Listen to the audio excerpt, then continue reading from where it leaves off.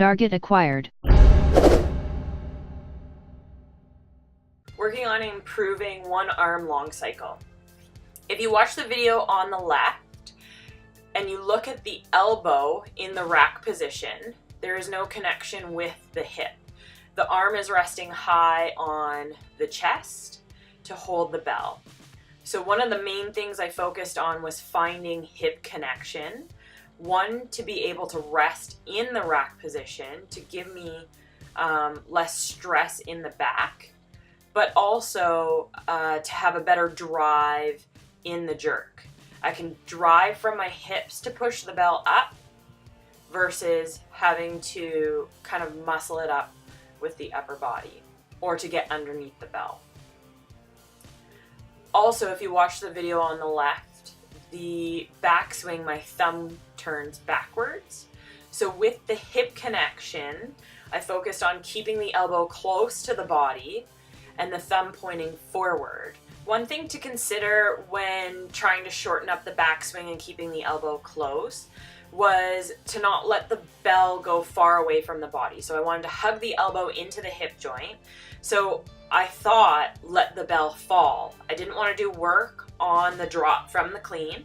I wanted the bell to naturally fall into the backswing and then use the hips to drive it up back to the hip and catch it while keeping the elbow nice and tight towards the hip joint the entire time. On the way up from the clean, landing in the hip joint, I also concentrated on how the bell felt on my forearm and where it was landing. I wanted it to rest on my forearm, which was resting on my hip, so that I could use my hip to drive the bell up into the jerk. Having a better rack position after the clean gave me a place to rest, as well as in the overhead, in the top of the jerk, being able to have a second place to rest and catch my breath. This allowed me to control my breathing pattern and to also time my pacing.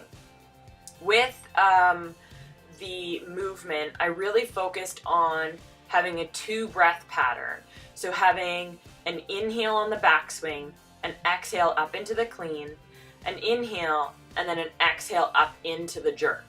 And then I practiced keeping that timing to find my pacing.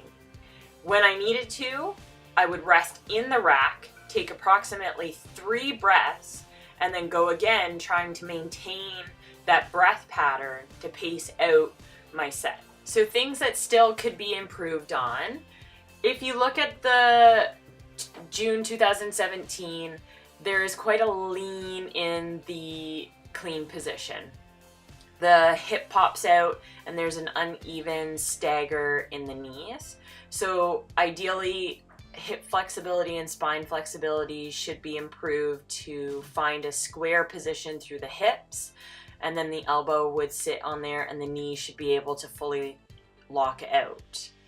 Another thing to work on, underneath the bell, the quadriceps should be able to relax. If I'm struggling with my balance, stabilizing the bell, then the quadriceps tighten up. So I should be able to lock out the knees and relax the muscles through the thighs. Finally, another thing that can still be improved is pacing, having a nice consistent pace throughout the set. This can be done by working a faster pace with the 24 and doing intervals, or working with a heavier bell, so the 26 and the 28, and just having a slow, steady pace, making the 24 feel lighter and building up my strength with those bells. One thing that cannot be forgotten is the amount of time that is spent under each individual bell. When I was training for 2017 World, I had spent a lot of time underneath the 24, building up my confidence with each set, doing lots of test sets and going to lots of in-houses. I also spent lots of time with lighter bells, working on volume and really refining the technique to build up my overall confidence with the 24.